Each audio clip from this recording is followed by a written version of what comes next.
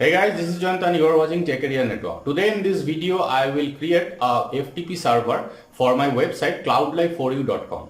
Those who are my existing viewers know that in my last two videos, I have configured an Apache web server and connected it with a real domain name and finally made it secure by installing an open source SSL certificate. Now this website has to be developed by the developer team. So they need to have an access of my server to upload their files and codes. But I don't want them to have SSH access of my server. Instead, I will provide them an FTP access of my server so that they can upload their files or codes in a particular directory of that server. To be more specific, I will limit their access to the document root of my web server. Those who are new to my channel are requested to watch out these two videos for better understanding. If you don't have much time to watch these two videos for now, you can still configure the FTP server of your own after watching this video. Let's now heading towards the practical session of this video. From my Windows 10 PC, I will SSH to my server where the website cloudlife4u.com is hosted.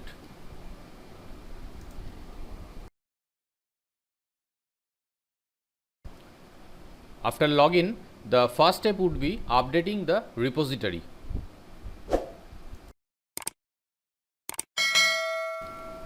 Step 2 is installing the VSFTPD package.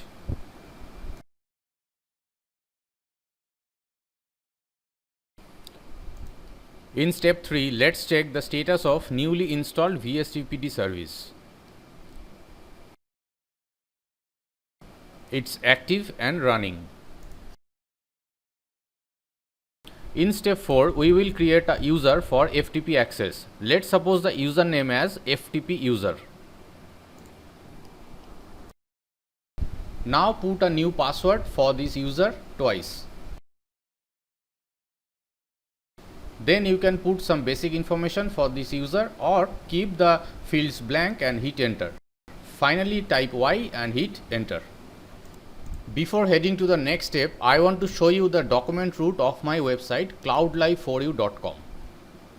It's /var/www/html/cloudlife4u.com directory. Let's verify the same by opening the Apache configuration file. So the document root is set to /var/www/html/cloudlife4u.com directory. This means whatever the content this directory has is the output of my cloudlife4u.com website. As my developers will upload their files or codes to the document directory of the website via FTP, I have to set their landing directory or home directory to the document root itself. In short, I need to set the home directory of FTP user to /var/www/html/cloudlife4u.com directory. This was our step 5. In step 6, I will have to block the shell access of FTP user.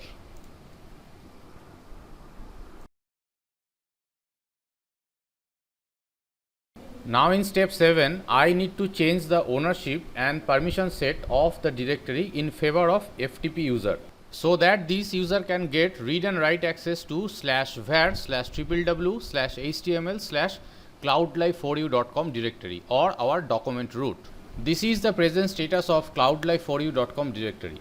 Now I will change the ownership of the directory to FTP user.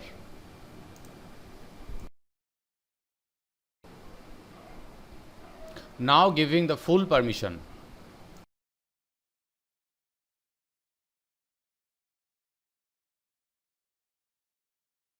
So the ownership status and the permission set both have been modified as per our requirement. Now in step 8, we will edit the VSFTPD configuration file as per our custom requirements.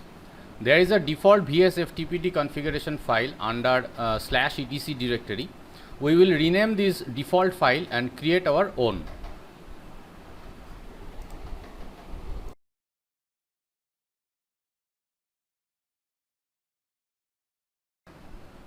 A new blank file has been created. Here we will put our own configuration set.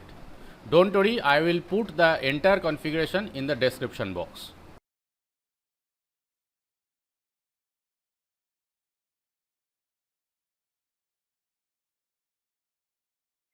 What I want here is your attention towards this section of this file.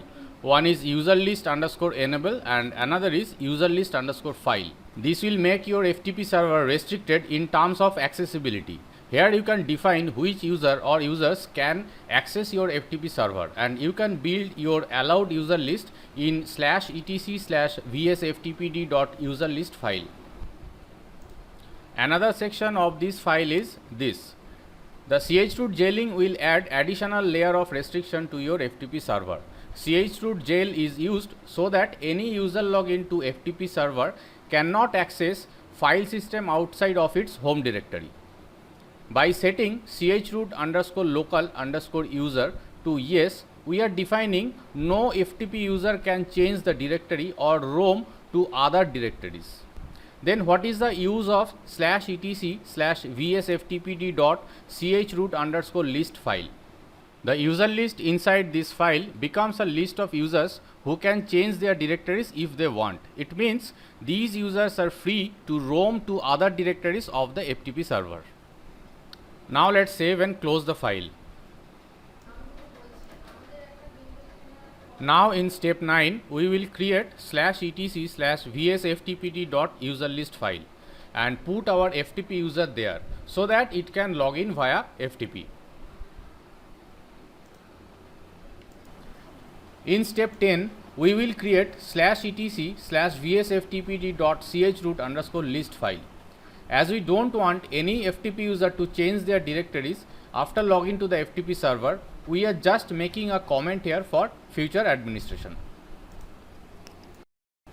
In step 11, we will just restart the VSFTPD service. We are done with the FTP server configuration, and now we will test the FTP connection from a client PC. For testing, we will use FileZilla client.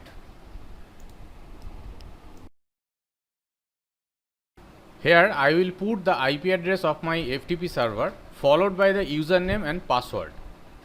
In my case, the username is FTP user and then the password. Finally, click on Quick Connect. Here we are getting a warning that this connection is insecure. It is highly recommended that you should configure your TLS so that your login credentials and files are encrypted over the FTP connection. Do let me know in the comment section if you want to make your FTP connection secure. I will create another video on that. For now, hit OK and continue. So we are on our document root directory, as this directory is set to the FTP user's home directory, and we can see only one file there, that is index.html. You can set any directory as the home directory of your FTP users.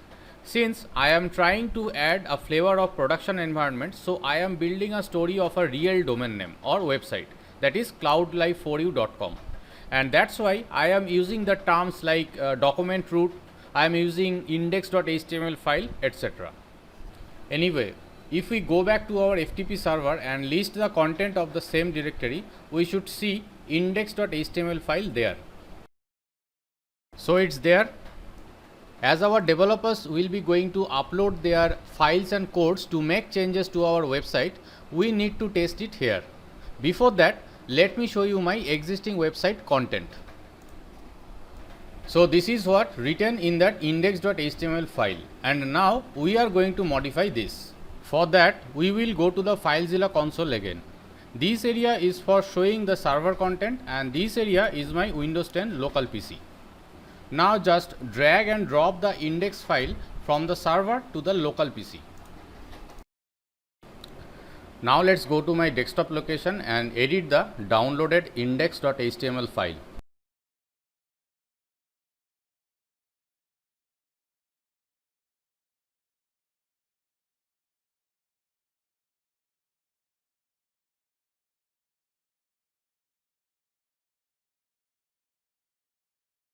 After modifying the file, we will upload it to the FTP server. For uploading it, we will just drag and drop the file from our local PC to the server. It is asking me to overwrite it. Yes, I want to overwrite the file. Then again go back to the web browser and hit refresh. So after refreshing the web page, I am getting the updated page instantly. That's all for today's session. Thanks for giving your precious time to this video, and make sure to comment below if you want to implement TLS for securing your FTP connection. I will definitely make that video.